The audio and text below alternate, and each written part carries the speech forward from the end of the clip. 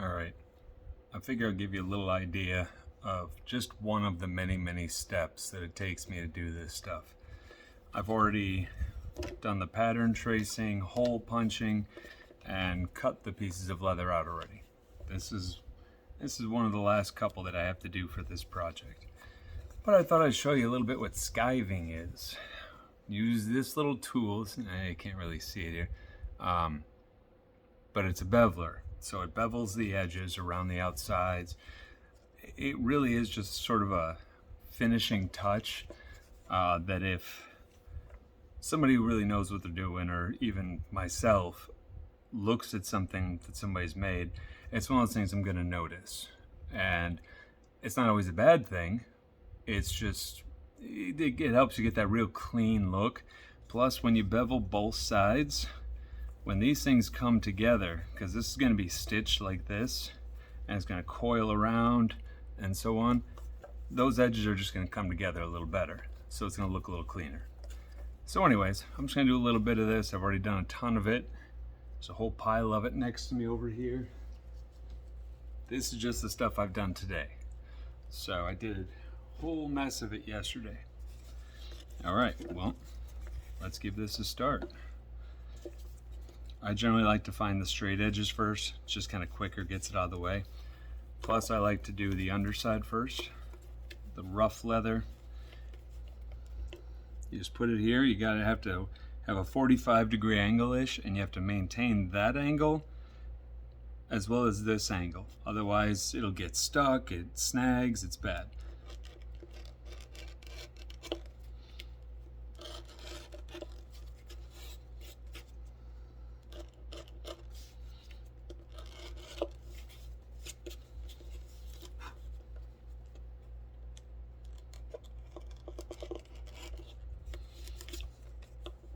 Now, most of these edges, after I bevel them, they're probably not going to be perfect. You know, there'll be little jagged bits and things like that. But after I do this step, then I get to burnish it using this little guy. Basically rub along the edges, and it kind of flattens those things out and smooths them.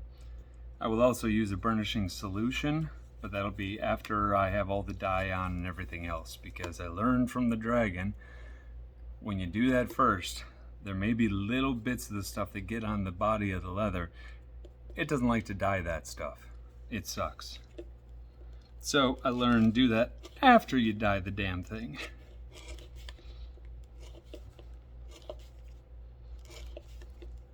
I think I'm just going to do this one arm of this spiral. I'll do both sides just to give an idea. Now again, keep in mind, this is one piece of, I don't know, 30 or 40 pieces I have for this project. So I've already spent a lot of time doing this stuff. I spent a lot of time yesterday doing it. And yeah, it's nice to see sort of the end in sight. Oops, see that's snagged right there. But again, you're not going to see it in the end. You just don't want to snag too much to where it impedes the stitching holes. Because trust me, when this little part between the hole and the edge gives way, it's going to really suck when you go to stitch this damn thing. Alright, so I did the one side, now I'll do the other side. This side's usually easier. Oh, that's right, and I do need to strop this thing. Stropping basically sharpens the edge on that. So you have a piece of leather, and put this stuff on it. You just kind of rub it on there like that, just lightly. And then you get your sharp edge, whether it's your knife, when you're cutting the leather, or something else. Try and get it at the right angle for where that blade is. Get this out of the way. Put it down, drag straight back one time. Don't go forward, and try not to change your angle. It needs to be completely smooth so that it's like filing or sharpening any stone or any knife edge or whatever on a stone, whetstone or whatever it may be. Same thing. You want to keep that edge same as you go over it. All right, let's finish this thing, and then that'll be it. this was going to be a 2-minute video, but apparently it's going to be a little longer.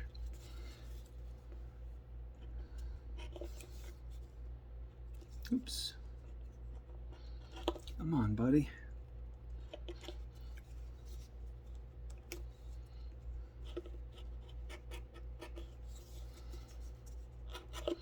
Yeah, this is supposed to be kind of a one motion sort of thing, but curves, that doesn't generally work for me too well.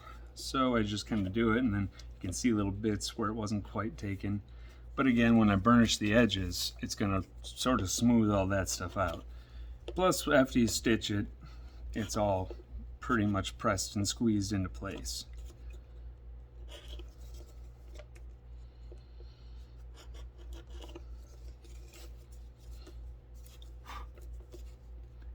Ah, all the little leather bits on the floor. It's just like when I punch the holes, there's all these little tiny, cylindrical looking pieces of leather all over the floor.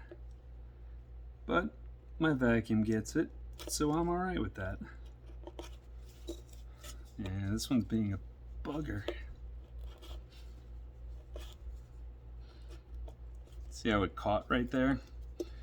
So it's fine, you just don't want it to actually dig into the hole and mess it up. Because like again, once the stitching goes through that, you're gonna never know. There are so many things that, imperfections and problems that I've run into that are all hidden by the final product. Everybody was ecstatic about my dragon, and I was ecstatic about it, or am ecstatic. So very proud of what I was able to accomplish. But I can look at that thing and point out at least a couple dozen things that aren't right. A lot of shortcuts I had to make with stitching and stuff like that, because sometimes, for whatever reason, things don't line up, or usually because of the way I cut it.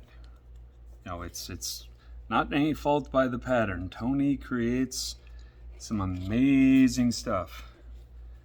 Plus, he sounds exactly like Father Guido Sarducci, for those of you who remember him from SNL all those years ago. It literally, he sounds exactly like it. If you're ever bored, look up Diesel Punk, D-I-E-S-E-L Punk, on YouTube, and just watch one of his videos. It was hilarious the first time I heard him. See, straight edge I can usually get more, like I did there. And then you want to be careful of your fingers, because I already cut this one twice, and jabbed that one. All three of those in the last 2 days. Had a band-aid on there because blood gets on the leather. Yeah, that's kind of a problem. When you're dyeing it red like the dragon, it's not a big deal. But this is going to be gray, so that's going to be more of a problem. Alright, now let's get the other side of this thing.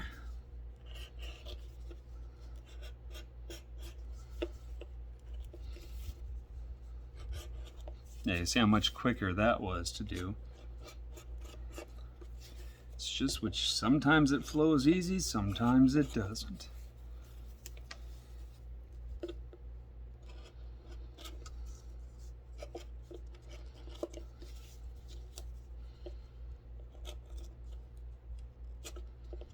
Come on. There you go. Nope. Some of these tight corners get difficult for me. Yeah, that'll clean up, that's fine. And then up around there, pick that out. And then I will do the same for both these other things. And then I have one more just like it. And that's the end of the cutting and so on and so forth. After this is going to be dyeing. And I haven't found a good or any gray dye except for suede dye, which I'm still trying to figure out how to get that to work, because it's not like the regular leather dye. It doesn't really absorb in quite as much. But anyways, that's all I was trying to do here, folks. So hope you learned something, and yeah, this is just a small part. There's many steps before and after this. This is why it takes so damn long to do this stuff. So any cost, that I put out there, if somebody wants me to make something, for basically any of the projects, no matter how small, it's 80% time. The materials and stuff, something like this, expensive, because it's going to be huge. The dragon mask, expensive, because it was a lot of leather and a lot of dye. So, other than that, it's usually just how long it takes me to make it. So anyways, thanks for watching.